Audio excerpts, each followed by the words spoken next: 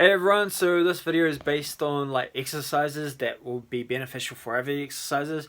So this is more catered to anyone whose like goal is more like gym orientated rather than just weight loss and muscular building and that kind of stuff. Like if someone wants to get better at their chin-ups, bench press, squat, deadlift, then this stuff will be ideal for you because it's always good to know what exercises complement other exercises.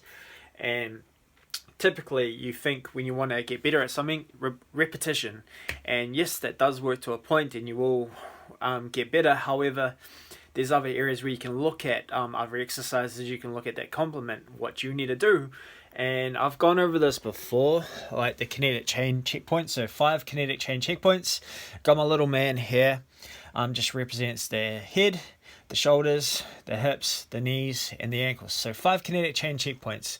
So like these are relatable to everything when it comes to exercise. So like you're always going to be using them some way, shape, or form.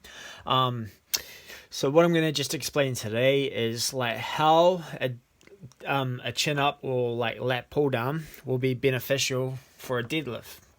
So if you take the kinetic checkpoint in consideration, when you go to do a deadlift, like you're using your shoulders to stabilize, and it is a hip predominant move, so you're taking that bar and then you're lifting it straight up using your hips to swing through. But one little area where people can improve on with the kinetic chain checkpoint sometimes refers to the shoulder. Now, like the way the chin up and lat pull down work is like coming down and rotating inward with your scapula.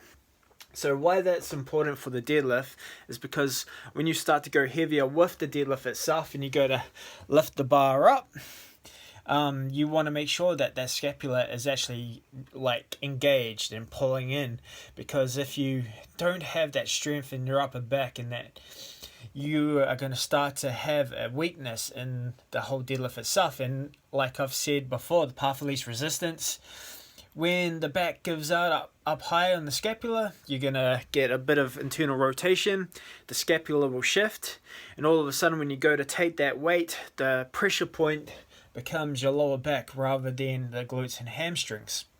So you got to look at the scapula. It goes through elevation, so raising up. It goes through depression, coming down. It goes through adduction, so bringing it in together. It goes through abduction, which is taking it away from the midline.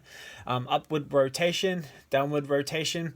So it has lots of different functions, your scapula. It's very important with like most big lifts like bench press, rows, deadlifts, overhead press. The scapula is a big predominant, either a mover or a stabilizer. So with the deadlift, to improve the deadlift, and you're like you've been continuously in the gym working a deadlift week after week, sometimes looking at the kinetic chain is quite beneficial. So you look at your weak points. So like let's take away the lats, like let's take away the scapula, and they might not be the problem. If you go to deadlift heavy and your knees are caving in, that tells me you need to work the muscles of the hip. So there's always other exercises that will complement the main one you're trying to do. And like I've said before, the main anatomical movements and the big lifts we go through are relatable to a lot of the stuff we do in the gym. So the bench press, the push-up, the row and the lat pull down, the squat, the deadlift, all the range of motions that the kinetic chain goes through, all muscles tying together. And why the kinetic chain is quite important, because let's say, for example, that scapula starts to shift and you're deadlifting like that. Why it's important to kind of address that, not only to get better form in deadlift, but to build up your strength in your deadlift and to get a stronger upper back. But when you look at the kinetic chain and the checkpoints, and you got like the main joints is where that kinetic chain is.